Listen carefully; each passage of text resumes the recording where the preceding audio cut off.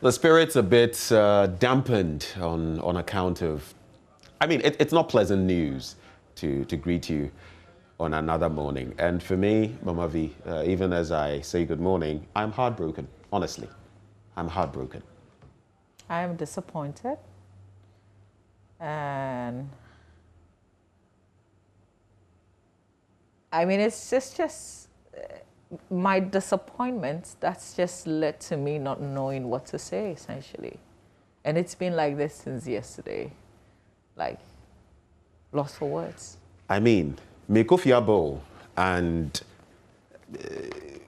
we can all, I mean, our constitution guarantees it. If you feel certain things are not going well, we all have the right to express our opinion. But can dissenting opinion be shared anymore? It's just sad. And for this many people to lose their lives for what happened to Kaka. I mean, we've seen supposedly the threats he was getting, some messages and all of that. And then for what happened to him to have happened, and on the back of that, for people in Nigeria to have hit the streets, and for what ensued to have ensued, and the military to come in, and the shooting of live bullets, and whatever else, you know, took place. For me, disappointing. Sometimes you must speak the local language for the understanding to come. It is just, and I think, you know, I'll just say this, we ought to be really careful, I feel, because young people, yes, throwing stones and maybe sticks and all of that, but there is something called proportionate response. Did we respond proportionately? Mamavi? But apart from Mm. responding proportionally, there's also the kind of response that we got from the young people that was expected, unless any intelligence person would say that no, they were not expecting that. You remember the one in, was it Asawase, when those 7 youth were killed? I mean, similar. And we went through processes, and there was even some, compensation or something. I don't know whether eventually they got it. But at least you realize that there was anger, and it was dealt with in a certain way. How come this wasn't dealt with in that You manner? need to allow the people, because you see, once they keep it in them, then it's going to explode in a way that you may not be able to control. So for me, I felt, oh, they should have expected what happened yesterday, and so they should have thought ahead how to handle it. Let the people express themselves, because they are very angry at what happened to their neighbor, their friend, their family member.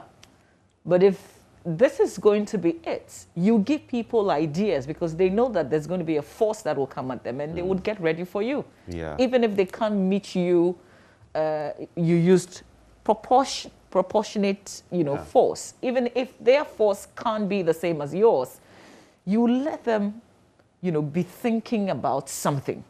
And I think it was so wrong on all angles to think that this had happened, and on the back of this, on a day when they were burying the person who was beating in the way that he was, that led to his death. It's like rubbing salt in your wounds. It is painful. It is painful even if you don't come from a Jura, if you don't live there, if you don't have any relatives there.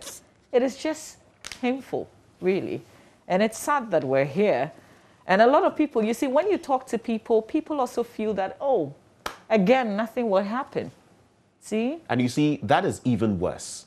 Because when you make people feel helpless, as though the system will not work for me, it will always work against me, then we have a major problem on our hands. Absolutely. You see, this thing we call government, it's all about entrusting our powers to certain people, because not all of us can rule. We can't follow the ancient, Greek system. We cede our powers to a group of people to do things in our interest. When those people fail to do things in our interest, when we begin to feel we are helpless, whatever we do, what we want, the people will never do, that is a chaotic, situation right there. It's a recipe for disaster. Some of us, we are not, troublemongers. No, we're just saying that this is the situation.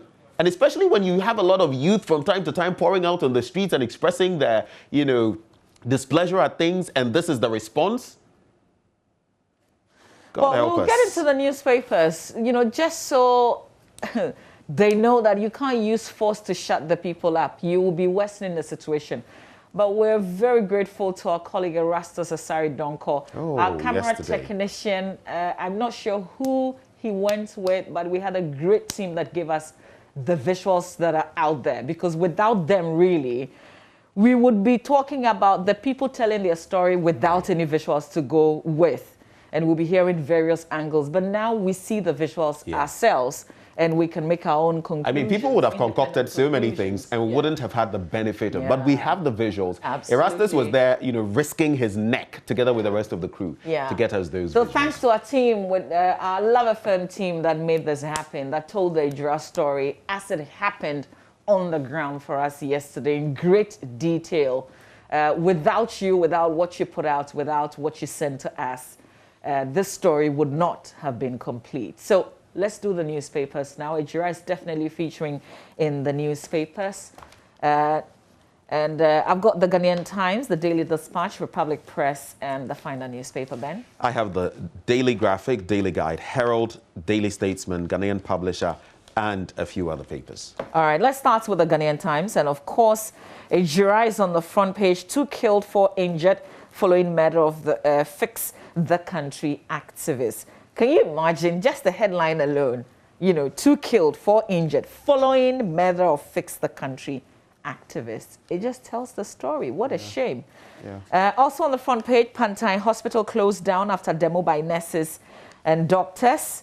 The entrance of the Pantine Hospital is a shot on the front page of the paper. Again, Manuel Kranting has been telling the story 2 days in a row, you know, the day before the final closure, because if there's nobody there to work. And what have they been asking for? Just protect the land so that we will feel protected. And they've been singing this tune, It's been so long, because I started hearing of these things, we were saying, it no be today. But you know something I've discovered about our country?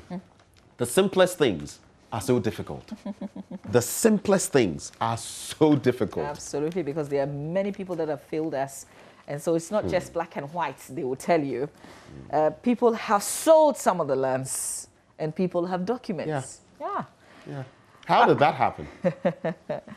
Well, also on the front page, Ketu Salt ravaging sea causes more havoc. And this is after the visit. I knew this was going to happen because it's been raining. And without proper protection, again, a sea defense, that's what is needed in these areas. So there's a picture of Agavaji, where we visited, I think, two or 3 weeks ago with the Works and Housing Minister, where he disclosed that there were conversations. So thing is, they intend fixing the problem there, which is continue phase 2 of a sea defense wall.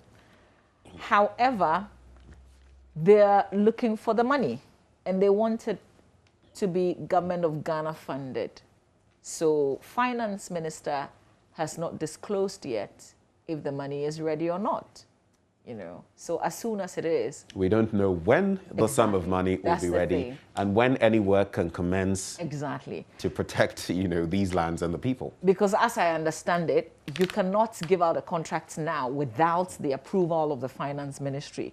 There has to be money allocated for it before the contract is awarded. That hasn't happened.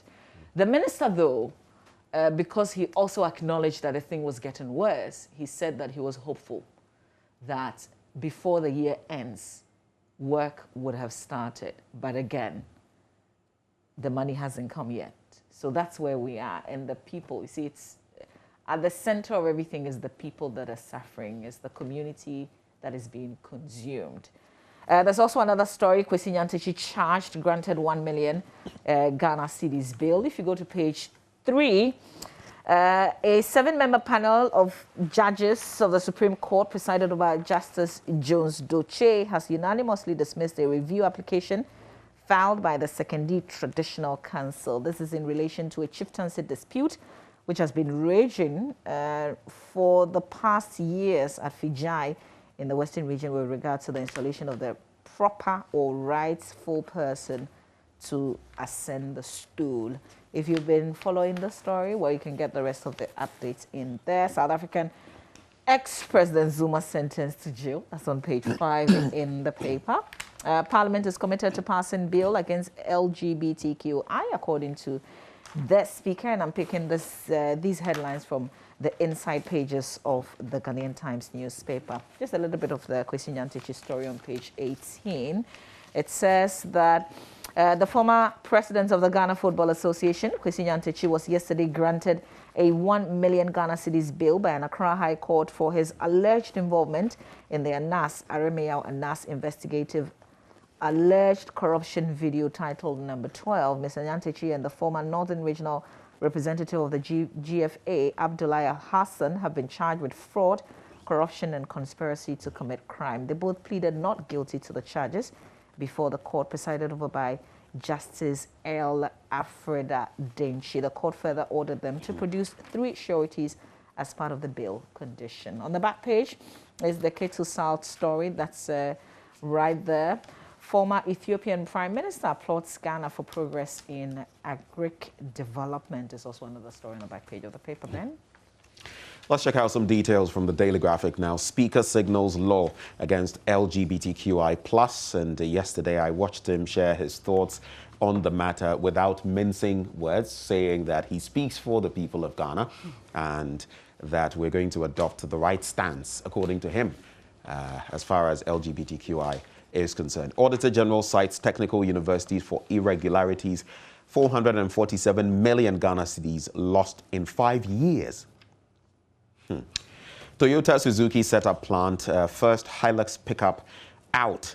And just to touch briefly on that, the government's industrialization drive, including making the country the automotive hub in West Africa, took a major leap yesterday when President Nana Addo Dankwa Akufo-Addo commissioned another vehicle assembling point for Toyota and Suzuki vehicles within the Tema-Free Zones enclave. The vehicle assembling drive, anchored on the new development policy, has already guided the establishment of plants. And of course, we have that first car. President Akufo-Addo commissioning yesterday also unveiled the first Toyota Hilux pickup truck, which was assembled at the plant by young Ghanaian engineers with the supervision of Japanese engineers. Let's also progress to the point where we can do our own thing as Ghanaian engineers doing their own thing without any foreigner, so to speak. I'm using my words carefully, but homegrown stuff from way back when till today. Mazin and Asifwenina are there. Kantanka is there. When will we ever get to that point? But this is a stepping stone and a laudable one as well. Jacob Zuma jailed 15 months. That's in South Africa. A constitutional court has sentenced former President Zuma to 15 months in jail for contempt of court following his failure to appear at a corruption inquiry earlier this year. That's on page 5. And some have said that this sends a clear signal that there's not going to be any tolerance for corruption. There's also on page 9, Israeli minister's landmark visit to UAE, that is the United Arab Emirates, signals deepening ties. He is the first Israeli MP, I'm talking about Yair Lapid, the first in about 8-9 months to have paid a visit to that state. It was another landmark situation, and he is the first to pay an official visit to the Gulf city since Israel, the UAE, and Bahrain signed a historic deal to normalize ties 9 months ago. Now, on to some other stories that I'd like to highlight, and should time suffice, we'll get into that. Ejura youth clash with security personnel, 2 dead. Pictured there, Mutala Muhammad, 25, and then Abdul Nasser Yusuf, 26. That young, their lives have been snuffed out. They don't need to be your direct relations for you to feel, their pain and the temperature in the country. President lauds media for vibrancy. I'll just, Mama Viso, yesterday I got some bits about this and all of that. President lauds media for vibrancy. He says, I am not interested in buying the Ghanaian press. I am interested in having a press that can serve the larger society and play its role in building a strong, democratic Ghana. Very laudable, Mr. President, but in other sectors as well, people are being gagged, even in the media. Sometimes you do this and you get messages, you get threats, this and that. That ought to be dealt with as well. And when ordinary citizens pour their hearts out about happenings in the country, well, that is also part of it. Yeah. It's not just the fourth estate. The people also have the right to speak. On the back page, government awards 115 contracts for drains, culverts. Traders begin to relocate from Agbogbloshi. And of course, we've been talking about Henry Quartey and his moves in that regard when it comes to the onion sellers. That's it with the Daily Graphic. Let's continue with Republic Press. On the front page, bullets fly in Nigeria as trigger-happy soldiers open fire on residents. Government reform in education to produce critical 21st century thinkers, according to the Vice President. LGBTQI worse than COVID-19, according to Speaker. Number 12, Nyantechi, I beg your pardon, charged with fraud, granted $1 million Ghana cedis bail. And this story, I want to read a little bit of it on page 3, and the headline is on the front page, so you can stay there. Ben. I'm following. Let's do this. The words he used were an insult to me. He earlier said, I'm incompetent. You are foolish. Who the hell do you think you are? I'm a member of parliament. My lord, he's disrespecting me. Have you campaigned before? Oh, that one. I should have the said courtroom this banter. is a court. And this happened in the courtroom. But live and colored. Who else in fact, would say this is in the these Daily words? Graphic as well. That's Kennedy Ejiofor. He was in court yesterday on the issue of a defamation suit brought against him by Anas Arimea Anas. So he was in court yesterday and during cross-examination in the 25 million Ghana cedis suit. Okay, so the lawyer for Anas, questioned the competency of Kennedy Ejiofor in authenticating a video he obtained from a certain newspaper of one of the basis for his quote-unquote who watches the watchman. But then the lawyer's words, so according to Ken, the lawyer insulted him. He felt insulted because of a certain word that the lawyer used. And what I quoted was his response. And the judge, I can imagine the judge sitting in the courtroom and witnessing this. So in a quick response, Sami Dako, one of the lawyers of Anas, rose to his feet and said, if the witness disrespects the bar, he's disrespecting the court. According to him, the action and the conduct of the witness is respectful to the court. The court presided over by Justice Eric Barr intervened and said lawyers and witnesses address the court and not lawyers of the parties. If there's any foul language used, it goes against the dignity of the court.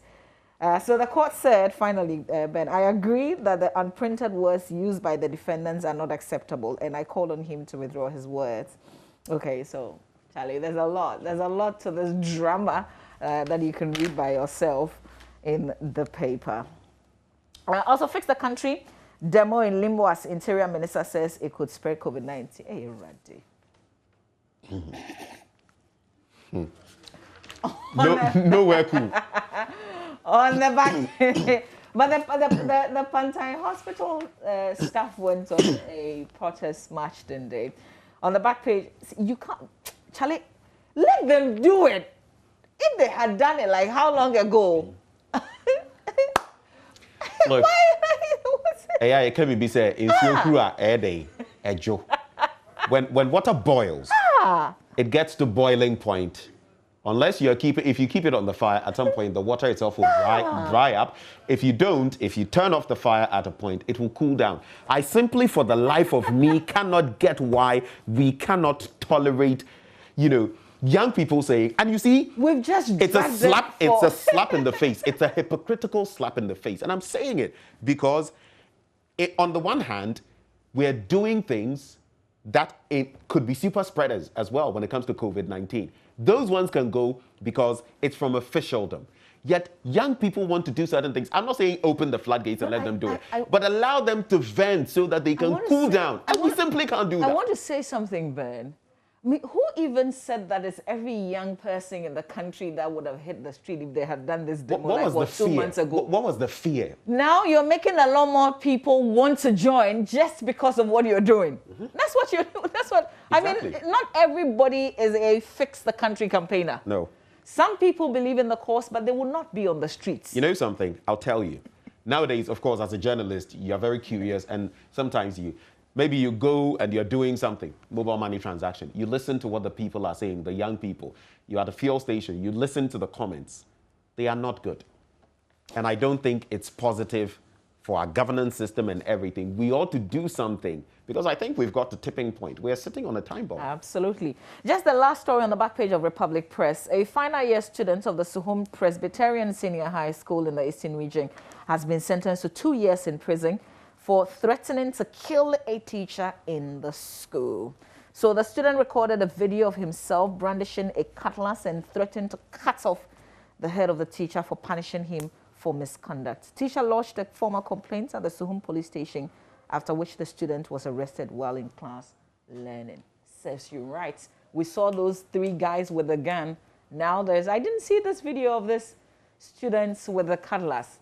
But parents, you have a responsibility to teach your children the right thing. Oh, the fact that there's freedom of speech does not mean that you can go threatening people. See, you're in secondary school. Now you have 2 years in prison. I'm not going to cry for you. You brought this upon yourself.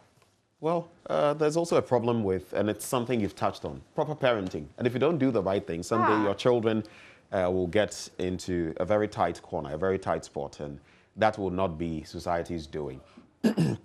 Let's check out the Daily Guide newspaper now. Violence in Idra over murder, bullion van attack, how robbers tracked cop, and too much political intolerance. Kandapa. You know what? I'll intentionally focus on the Kandapa bit briefly in respect of what is happening now in Idra, and you tell me what you think. But before that, so there's some sort of analysis of what happened in Adedenko in Jamestown, near Jamestown, and when the robbery happened. It gives details about it, and it talks about 6, people on 3 motorbikes, how they succeeded then in killing Constable Emmanuel Osei. About 2 weeks into the incident, we know of that Ghanaian armed robber who is suspected to have killed the policeman. Another Ghanaian, that suspect was identified as Musa Kamara, 26. He was arrested together with 3 other hardened criminals in a joint police operation.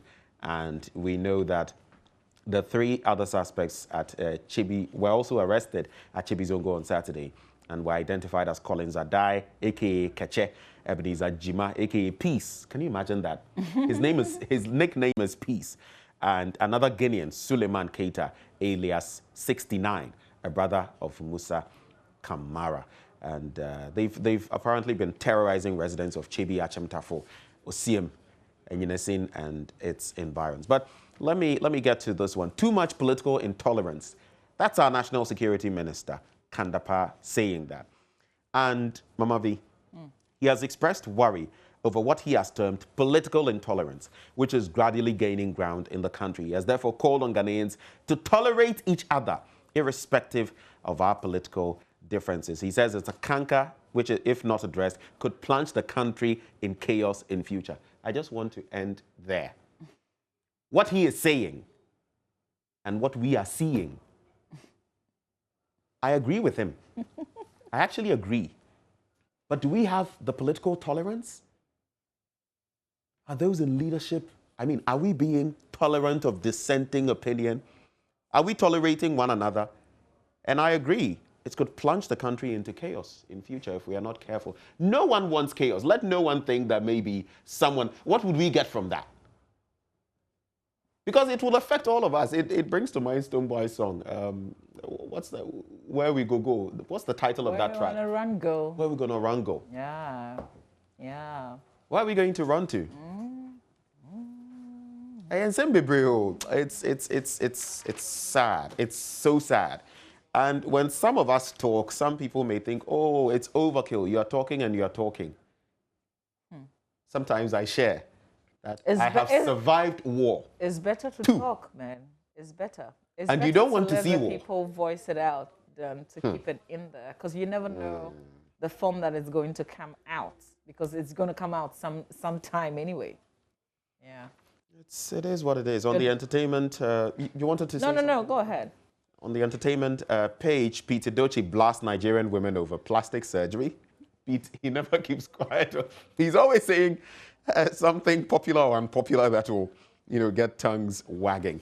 On the back page, Kotoko drag USM Alger to FIFA, and Palace set for Vieira capture. Patrick Vieira, former player for the French national team and for Arsenal as well. And then no one is angry with Mbappe, and talk there that he'll bounce back. Of course, France was eliminated painfully by Switzerland. Lil Wayne would say, pain, and so pain. He missed the penalty. Like, pain. Anybody could miss the penalty, but not him. But how could Germany allow England score them yesterday? Like, no, it was how? anybody's game. And the Germans, did I you was see surprised. that opportunity by that Thomas Müller had? No. It was so, when it went wide, I was like, okay.